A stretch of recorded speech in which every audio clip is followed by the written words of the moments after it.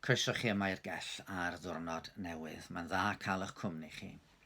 A heddiw dwi'n siŵr bydd sawl un yn oedi am ychydig. Mae'n ddiwrnod cofio'r Cadoediad. Yn ôl y 1918 ar y diwrnod hwn, yr unfed dydd ar 10, o'r unfed mis ar 10, ar yr unfed awr ar 10. Fe dawelodd y gynnau a daeth diwedd ar y rhyfel oedd wedi blino Ewrop a thu hwnt ers 1914. Roedd miloedd ar filoedd o fywydau wedi colli a bywydau eraill wedi cael eu creithio yn barhaol. Felly, dyn ni yn nodi'r dydd. Ar Sul diwethaf mi fydd sawl seremoni gyda thorchen cael ei gosod wrth y colofnau godwyd i gofio rhai fu farw. A heddiw, bydd pobl yn oedi am 11 o'r gloch i gynnal 2 funud mewn distawrwydd i gofio. I cofio. Nid dathlu, tydi'r rhyfel ddim yn beth i'w ddathlu, hyd yn oed gan y rhai sydd yn fuddigol. Da ni angen cofio. Cofio'n gyntaf yn bod ni'n byw mewn byd amherffaith. Y ffordd mae'r Beibl yn ei osod o ydy bod ni mewn byd syrthiedig. Nid fel hyn y bwriadwyd ein byd i fod. Bwriad Duw ar ein cyfer yw i ni fyw mewn heddwch gydag ef a gyda'n gilydd. Y ffordd mae'n cael ei osod yn y Beibl ydy bod ni garu Duw o fan holl galon a charu'n cyddyn neu'n cymydog fel ni yn hynny. Ond nid felly mae hi. Mae bywyd yn aml yn frwydr. Da ni weithiau'n brwydro yn erbyn natur, fel y gwelsom eleni gyda'r pandemig sydd wedi ymledu drwy'r byd. Ond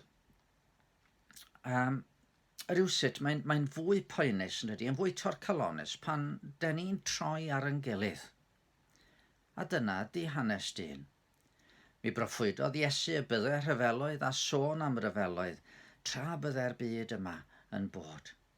Ac fod y rhyfel mawr da ni'n ei gofio heddiw i fod yn un i roi diwedd ar bob rhyfel. The war to end all wars, medden nhw. Eto, da ni'n gwybod nad felly y bu hi. By'r 20fed ganrif y mwyaf gweidlyd yn hanes y ddynolryw, ac mae'r ganrif hon yn edrych fel bain mynd i'r un cyfeiriad. Hyd yn oed neithiwr ar y newyddion oedd na sôn am y brwydro rhwng Azerbaijan ac Armenia. Byd amherffaith ydy hwn. A mae'r amherffaith yn treiddio i galon pob un ohono ni. Da ni'n gwybod yn bod ni wedi methu i garu ein cyddyn fel ni yn hynny. A mae hynny'n hedyn sydd yn gallu esgorn y pen draw ar ryfel. Da ni'n cofio hefyd, wrth gwrs, mwyn i ni fedru cydymdeimlo a rhai sy'n dioddau o hyd o ganlyniad i'r brwydro hyn. Mae teuluoedd gollodd rai oedd wedi cael ei galw i ymladd dros i gwlad. Mae yna rai eraill fu yn y brwydro a sydd yn dioddau o gyflyrau fel PTSD, neu gafodd ei clwyfo a sy'n gorfod byw efo'r anafiadau yma am weddill ei hoes. Ac ym mhob rhyfel, mae yna rai diniwed, teuluoedd, plant, henoed, nad oedden nhw'n rhan o'r brwydro o gwbl, ond sydd wedi dioddau oherwydd y gyflafan.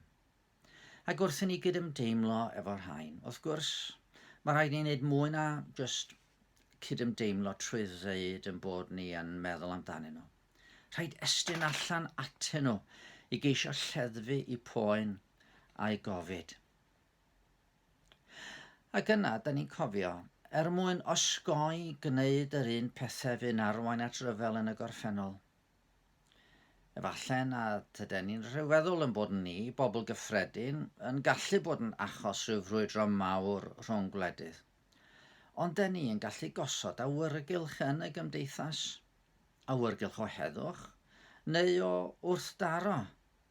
Mae'n wir fod arweinwyr yn gallu effeithio ar yn meddylfryd ni, ar wasg ar cyfryngau hefyd, ond mae'r un peth yn gweithio'r ffordd arall. Gall pob un ohono ni fod yn ein ffordd yn hynny yn gweithio o blaid heddwch. Ond mae yna un peth arall i'w gofio ar ddiwrnod fel heddiw. Da ni angen cofio bod da ni angen mwy na help dynol i fedru delio fo'r casineb a'r brwydro sydd yn y byd.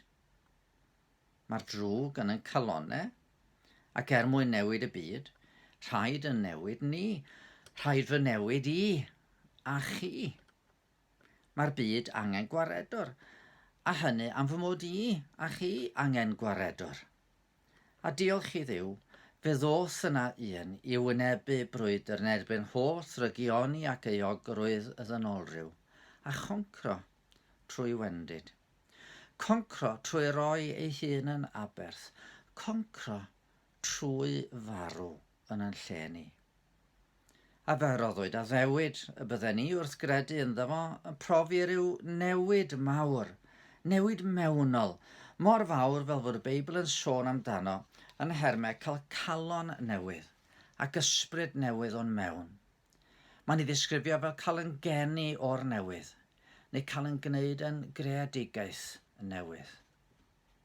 Ac felly ar ddiwrnod fel heddiw, wrth gofio'r llanast mae pobl wedi wneud o'r byd hwn, gallwn gofio ar y naill llaw mor ddiymadferth ydyn ni I fedru trefnu byd a bywyd. Ac ar y llaw arall, mor gryf ydy'r cariad lifodd i'n byd trwy Iesu o Nazareth, yr un sy'n dwyn yr enw tywysog hedd. Ewch i ni weddio. Arglwydd yn Duw, dyn ni'n dod ger dy fron yn cyfaddef yn bod ni byw mewn byd sydd wedi torri mewn cymaint o ffyrdd. A dyn ni o arglwydd heddiw yn gofidio am y brwydro sydd yn parhau mewn cymaint o wledydd yn ein byd. Diolch yn bod ni yma yn byw mewn heddwch, heddwch cymharol, a diolch yn Dduw Tad fod ganddon ni'r cyfle heddiw I ddangos cariad a thrigaredd tuag at eraill.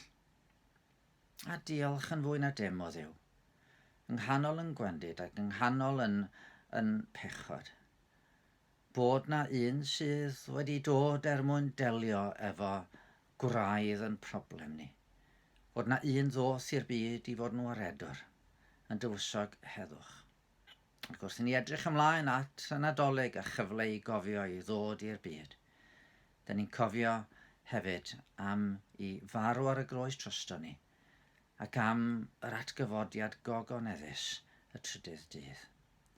Felly trwy Grist, gad I ni brofi heddwch a thangnefedd yn ein calonnau, heddwch efo ti, a gad I ni weithio o blaid heddwch efo'n gilydd. Amen. Wel, gobeithio profwch chi fod tywysog hedd ar waith yn eich calon chi yn ystod y dydd heddiw.